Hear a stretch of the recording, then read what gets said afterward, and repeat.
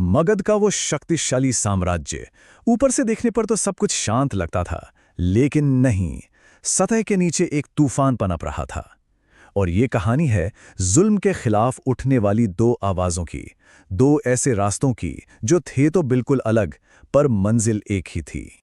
और कहानी की शुरुआत होती है इस एक इल्जाम से।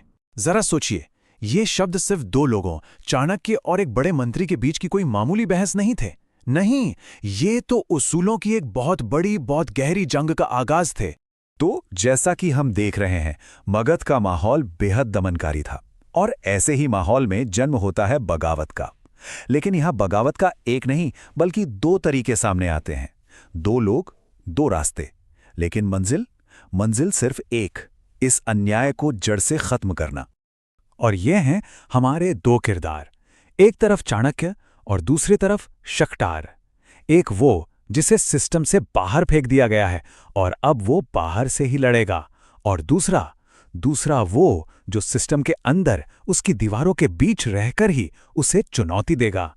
और यही तो है इस पूरी कहानी का सबसे दिलचस्प पहलू। तो चलिए सबसे पहले बात करते हैं चाणक्य की। एक ऐसा विद्वान जिसकी बुद्धि का लोहा सब मानते थे, उसे राज्य से ही निकाल दिया गया है। पहली नजर में तो यही लगता है कि भाई सब खत्म, वो पूरी तरह हार चुके हैं। सोचिए जरा उनकी हालत, बिल्कुल अकेले, राज्य से निकाले हुए, चारों तरफ सिर्फ और सिर्फ हताशा। ऐसा लगता था मानो सारे रास्ते बंद हो चुके हैं, अब कुछ नहीं हो सकता। और उनके अपने शब्द उनकी इस बेबसी को पूरी तरह जाहिर करते हैं। पर मैं अकेला पड़ गया हूं। इस एक वाक्य में न जाने कितना दर्द, कितनी तन्हाई छुपी है। तो सवाल ये उठता है कि क्या सच में ये चाणक्य का अंत था, या फिर ये एक नई और शायद पहले से कहीं ज्यादा बड़ी कहानी की शुरुआत थी। यहीं से कहानी एक नया मोड़ लेती है।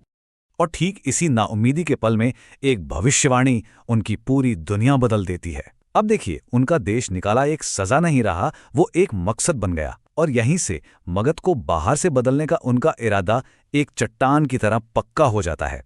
चलिए अब कहानी के दूसरे किरदार की तरफ चलते हैं, मंत्री शक्टार।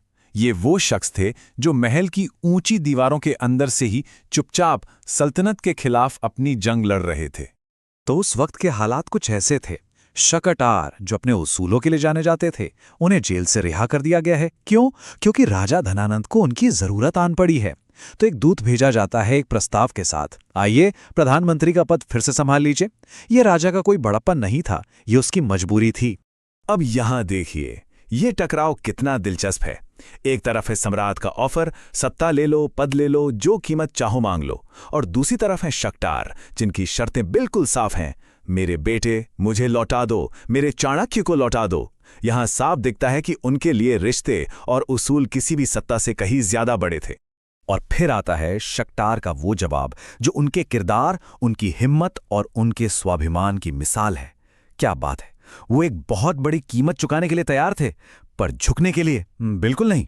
ये इस बात का सबसे बड़ा सबूत है कि जंग हमेशा हथियारों से नहीं, कभी-कभी ज़मीर से भी लड़ी जाती है। तो अब जब हमने दोनों कहानियों को देख लिया है, चलिए इन्हें एक साथ रखकर समझते हैं।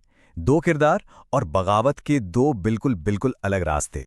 ये टेबल जो है, इन दोनों के रास्तों का फर्क एकदम साफ कर देती है। एक तरफ चाणक्य हैं, निर्वासित, जो व्यवस्था के बाहर से क्रांति कर रहे हैं। उनकी प्रेरणा है नियति और बदला। दूसरी तरफ शक्टार हैं, कैद से रिहा, जो व्यवस्था के भीतर रहकर असहयोग कर रहे हैं। और उनकी प्रेरणा सिद्धांत और परिवार। दोनों ही तरीके अपने आप में बदलाव लाने के लिए जबरदस्त ताकत रखते हैं। तो सार ये है, एक शख्स साम्राज्य को बाहर से तोड़ना चाहता है, उसे जड़ से उखाड़ फेंकना चाहता है। और दूसरा उसे अंदर से ही, उसकी नैतिकता को खत्म करके उसे खोखला कर देना चाहता है। दो अलग अलग रणनीतियां, पर दोनों का असर बहुत गहरा। और आखिर में हम इस एक बहुत बड़े सवाल पर आके रुकते हैं। किसी बड़े साम्राज्य को बदलने के लिए असल में किसकी ज्यादा जरूरत होती है? एक बाहरी क्रांतिकारी की जो सिस्टम पर बाहर से हमला करे, या फिर एक आंतरिक विद्रोही की जो अंदर रह के ही लोहा ले? ये सवाल आज भी उतना ही मौजू है।